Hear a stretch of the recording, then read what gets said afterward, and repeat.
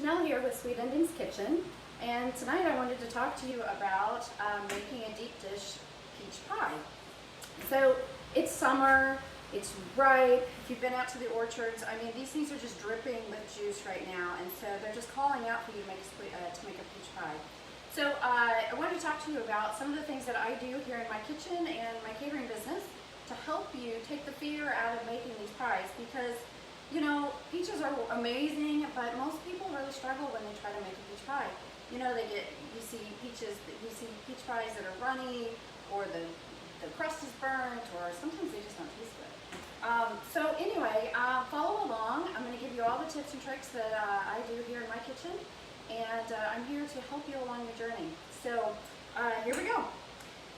So first of all, let's talk about ingredients. So from a peach pie perspective, when you plan your, let's say on Saturday, so you're going to make this on Saturday night or Sunday. So when you do your planning, getting ready for a pie is one of the hardest things you can do, because there's so many tasks that you have to do in sequence. And so what we're going to talk about today is the ingredients you need to get it at the next time you go to the grocery store or to your local farm, pick it up at the farmer's market on Saturday morning.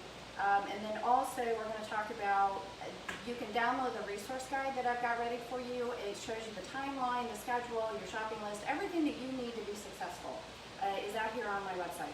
So from an ingredients perspective, this is what you need to add to your list. So you need to get 8 of these giant peaches. So I get these giant ones. They are so good. So when I make a deep dish pie, I use 8 of these. If you can only get the medium size, it's probably more like 10. You're really looking to get 3 pounds of peaches that are very ripe. If you buy them today, if you buy them, let's say on a Wednesday, and you need to put them in the brown bag and let them ripen up. So you want them to be soft and ripe and juicy by the time you make your pie.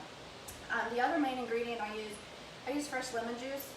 And so for this pie, you need to buy 2 lemons, and then you just squeeze the juice right out of them, and that'll be the lemon juice you need. The other things for the peach filling is you're going to need sugar, you're going to need cornstarch, and my secret ingredient for peach pie is almond extract. It gives it just this nice hint, this interesting flavor profile that adds to the peach pie. It just adds something to the pie that makes it just exceptional. So you're going to love that. So almond extract, I use Pennzoil Spices for this. If you can't get a hold of that in time, just go ahead and pick up something at your grocery store. But almond extract, the best quality ingredient you can find, will always make your food better. So that's the peach filling ingredients. So now let's talk about making a crust from scratch. So when you make a crust from scratch, there's a couple of things you need to work on. I always make my crust from scratch, first of all. Second of all, I don't use chemicals in my baking. So I like to keep it simple. If I don't understand all the ingredients on the side of the package, or if I don't know where that thing came from, I don't eat it. And it makes everything taste better, and it makes your food healthier for you and your family and your friends that you share your food with. So from making your crust from scratch, there are a handful of ingredients that I use. So first and foremost, you need all-purpose flour. You can optionally use, there's pastry flour, there's different kinds of flour. I stick to all-purpose for my pies. It's a good, strong, I use unbleached all-purpose. I use King Arthur for my flour, but you can use any of the best quality flour you can get your hands on. The other ingredients in a pie made from scratch is butter. I have both unsalted and salted butter out here. The recipe calls for unsalted. If you can't get unsalted, or if you only have salted in your refrigerator, just don't add the salt. That's the combination there. So unsalted butter, salt, baking powder, and the secret ingredient to my pie crust is cream cheese. And so you'll want to buy a block of the cream cheese and then cut it in half. So it's going to call for 4 ounces of cream cheese. Get the one that's full fat. Do not get the diet kind.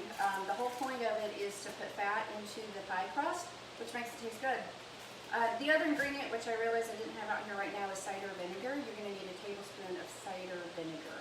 And then that adds just a tinge of tartness to your pie crust.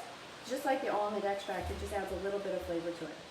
So those are the key ingredients to making a deep dish pie, deep dish peach pie. So the next thing I wanted to talk to you about tonight is the equipment that you're going to need to do all of this wonderful stuff. So I'll move this out of the way.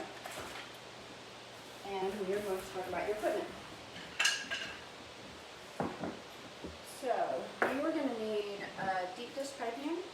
I use this. It's Emile Henry. You don't have to have this brand, but it is a deep dish pie pan. And the reason I use deep dish for my peach pies is because they are so juicy and so full of fruit. I like lots of fruit, and so I use a deep dish. And the other thing it helps with is it keeps these things bubble over like crazy. And so you're gonna want to get a deep dish pie pan for this. And I know you can get things like this at Target. So if you don't want to buy the expensive brands, you can always get one at Target.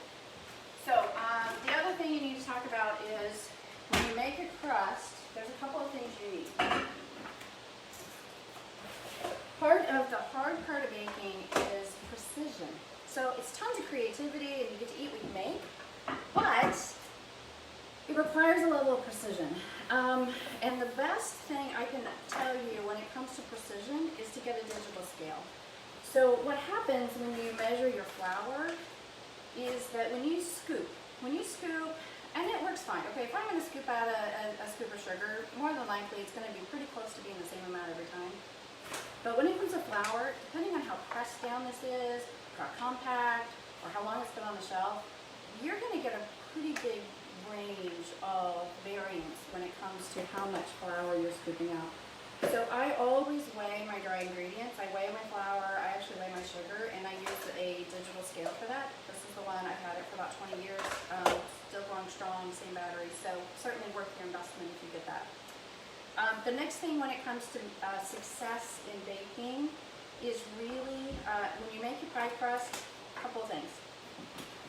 I use a food processor, and the reason for this is you have to take the butter, and the whole goal is to take your butter and your flour and cut them together to the point where the butter is mixed with the flour, but it's not melted in. So like melted or creaming like sugar, like cookies, is not your goal with a pie crust. Your pie crust is to get your butter chopped into teeny tiny little pieces, so then when you bake it in a hot oven, what it does is it creates this flaky crust, these little pockets of butter that create flaky crust in your pie crust. So in order to do that, you have two options. You have a food processor, so if you have one, fantastic. It'll make your job easier. The old-fashioned way, by hand, is use one of these. It's a pastry cutter. It's not hard. I did one this last weekend by hand, and it took me about 2 minutes. And all you do is these wires become your knives, and you cut the butter into the flour.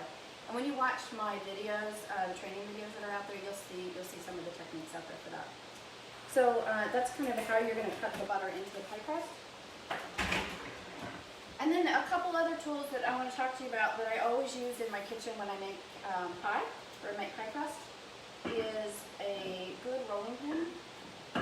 And you'll see there's lots of different kinds out there in the market. There's some of these, just kind of your standard rolling pin. You roll back and forth. These have rings on the end of them that really kind of tell you how thick the crust is. So if you don't really trust your measurements, you can always use one of these.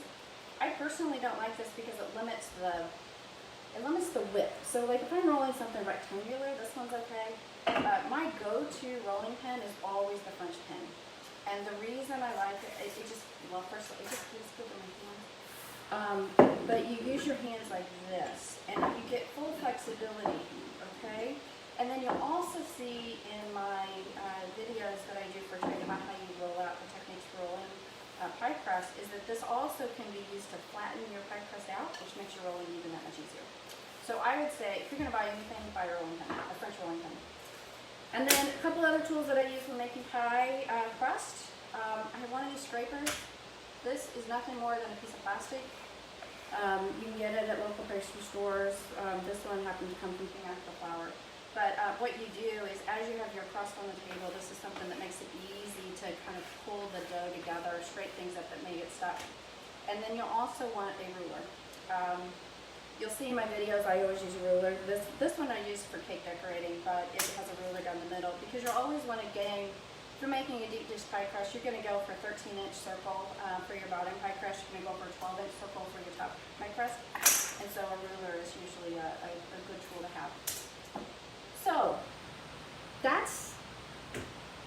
lot for this video, but I guess we should pause and ask if there's any questions or feedback there in the video. Let me see. Okay. If not, in closing, I just wanted to say good luck. Know that I'm here to help you. And so go to my website, check out the recipes. You've got the deep dish peach pie recipe published on the website. There's also the cream cheese pie crust recipe that's out there. If you don't have cream cheese, or if you're dairy free or don't want to use that, there's also the butter crust that's out, all butter crust as an option. And then also, don't forget, I've got the resource guide, which really talks about how to plan your day. Because dealing with multiple recipes, multiple ingredients, and things that have to be done on a certain amount of time or time schedule is hard. And I want to try to take the hardness of that away and make it easy for you, so you can really deliver what you're trying to deliver, which is an amazing dessert for your friends and family. So enjoy, good luck, and be sure to show me your pictures of what you guys create.